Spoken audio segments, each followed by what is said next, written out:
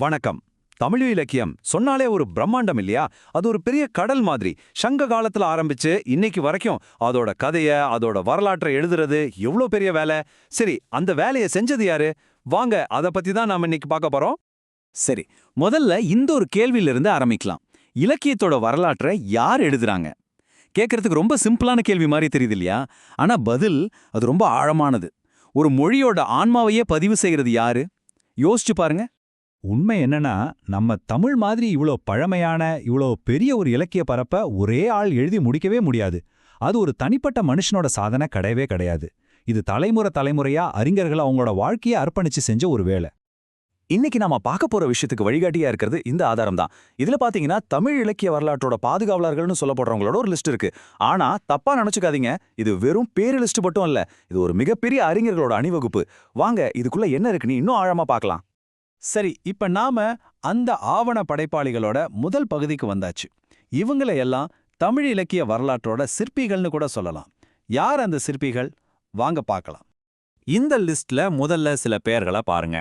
அடைக்கலசாமி, MS., Annamalai மு, அருணாச்சலம் மு, இளங்கோவன் ஷா, இராசமாணிக்கனார் மா.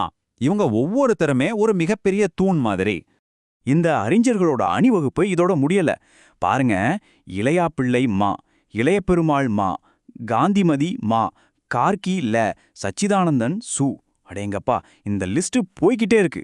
ஆச்சரியமா இருக்குல்ல? ஒரு நிமிஷம், நாம இதை வெறும் பேரா பார்க்க கூடாது. இங்க இருக்கிற ஒவ்வொரு பேருக்கு பின்னாலையும் ஒருத்தரோட முழு ஜீவிதகால உழைப்பு, அர்ப்பணிப்பு, தேடல் எல்லாமே இருக்கு. இது வெறும் பேர் பட்டியல் இல்லைங்க, இது ஒரு தியாகத்தோட வரலாறு. அந்த அணிவகுப்பு இன்னும் தொடருது. பாருங்க, சதாசிவ பண்டாரத்தார், தி.வை.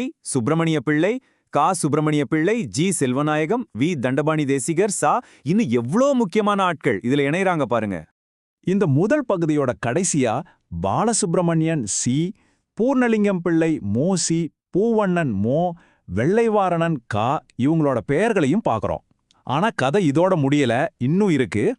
ஓகே, இப்ப நம்ம இந்த லிஸ்டோட 2வது பகுதிக்கு போறோம். இந்த முயற்சி எவ்வளோ பிரம்மாண்டமானதுன்னு இது நமக்கு இன்னும் நல்லா புரிய வைக்கும். பாத்தீங்களா, இந்த லிஸ்ட் எவ்வளோ நீளமா இருக்குன்னு? இதுவே ஒரு சாட்சி. அறிஞர்களோட பங்களிப்பு அடுத்த பக்கத்துக்கும் போகுது. இதுவே நம்ம அறிவு மரபோட தொடர்ச்சியை அழகா காட்டுது இல்லையா? இந்த 2வது பகுதியில பாருங்க, வேங்கடசாமி, மயிலைச்சீனி, வேலுப்பிள்ளை, ஆ. ஜெயம், சே. ஸ்ரீனிவாச பிள்ளை, கே.எஸ்., சிற்பி பாலசுப்பிரமணியன்னு இன்னும் பல முக்கியமான பெயர்களை நம்ம பார்க்க முடியுது.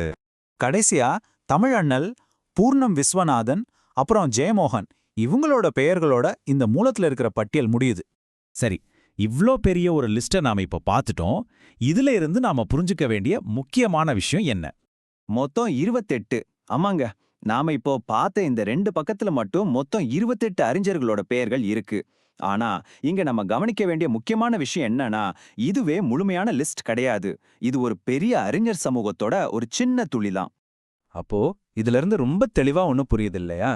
தமிழ் இலக்கிய வரலாறுங்கிறது யாரோ ஒருத்தர் செஞ்ச சாதனை இல்ல. இது ஒரு பெரிய அறிஞர் கூட்டத்தோட கூட்டு முயற்சி. தலைமுறையா கைமாத்தி விடப்பட்ட ஒரு பெரிய அறிவு பொக்கிஷம். சரி, இந்த லிஸ்ட்டை பார்க்கறதால என்ன பிரயோஜனம்? இது வெறும் பேர் லிஸ்ட் தானே நினைக்கிறீங்களா? இல்லவே இல்ல. இதோட முக்கியத்துவம் அதை விட ரொம்ப ரொம்ப பெருசு. இந்த லிஸ்ட் ஏன் இவ்வளவு முக்கியம்னு சொல்றேன்னா, முதல்ல படிக்கிற மாணவர்களுக்கு அவங்க எங்க இருந்து ஆரம்பிக்கணும்னு இது ஒரு நல்ல ஸ்டார்டிங் பாயிண்ட்.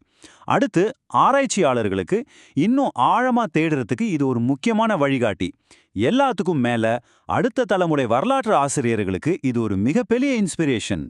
சரி, இந்த பகுதியோட இறுதியில உங்ககிட்ட ஒரே ஒரு கேள்வியை நான் விட்டுட்டு போறேன். ஆயிரக்கணக்கான வருஷமா தொடர்ந்து வந்துட்டு இருக்கிற இந்த நீண்ட அறிவு பயணத்துல இந்த வரிசையில அடுத்ததா நிக்க போறது யாரு? ஒருவேளை அது நீங்களா கூட இருக்கலாம் இல்லையா? யோசிச்சு பாருங்க.